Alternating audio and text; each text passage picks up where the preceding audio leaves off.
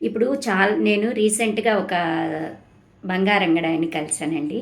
మార్వాడీసు శెట్టిగారండి. శెట్టిగారంటే కోమట్లు. ఈ 2 తెగల వాళ్ళండి నిజంగా చాలా గొప్పవాళ్ళండి. ఎందుకంటారా? అతను అన్నాడనమాట, "నేను పెద్ద కారు కొంటున్నాను సార్" అని.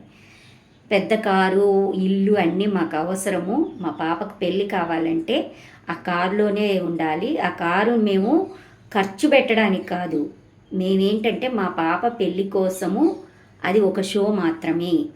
ఆమె పెళ్లి గురించి ఒక కారుంది, ఒక ఇల్లుంది అని వాళ్ళకి చూపించడానికే.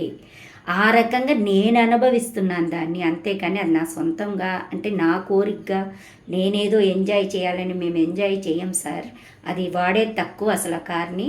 కాకపోతే పెళ్ళికి అవసరము, పెళ్లి కొడుకోళ్ళకి చూపించడానికి కొన్నాము అని. నేనన్నా, "సార్ ఇలాగా వేరే వాళ్ళ కార్లు చూపించి, వేరే వాళ్ళ ఇల్లులు చూపించి మోసం చేసేవాళ్ళు కూడా ఉంటారు కదా సార్" అన్నాను. అంటే ఆయన ఒకటే మాట అన్నాడు, "మాలో ఉండరమ్మా" అన్నాడు. మాలో ఖచ్చితంగా ఉండరు. ఎందుకంటే మమ్మల్ని మోసం చేయడం అంత సులభం కాదు. మేము అన్నీ కనుక్కుంటాం.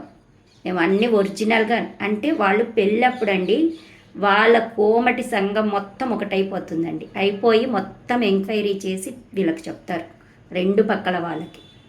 మోసపోయే వాళ్ళు లేకపోతే మోసం చేసేవాళ్ళు కూడా ఉండరు. తప్పు మోసపోయే వాళ్ళదే. మోసపోయే వాళ్ళు లేకపోతే మోసం చేసేవాళ్ళు కూడా ఉండరు.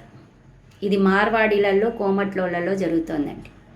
మార్వాడీలలో కానీ, కోమటోళ్ళలో కానీ లవ్ మ్యారేజెస్ అనేవి 90% ఉండవండి. ఎక్కడో 10% ఉండొచ్చు. 90% లవ్ మ్యారేజ్ ఉండదు. అరేంజ్డ్ మ్యారేజే ఉంటుంది.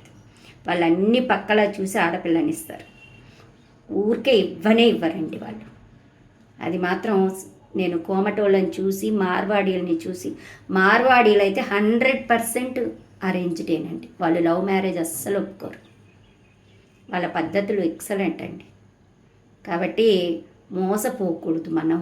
మోసపోకపోతే మోసం చేసే వాళ్ళే ఉండరు ఇంకా. అంత ధైర్యంగా చెప్పాడు, మమ్మల్ని మోసం చేయలేరు అని. అది గొప్పతనం అండి. అర్థమైందా?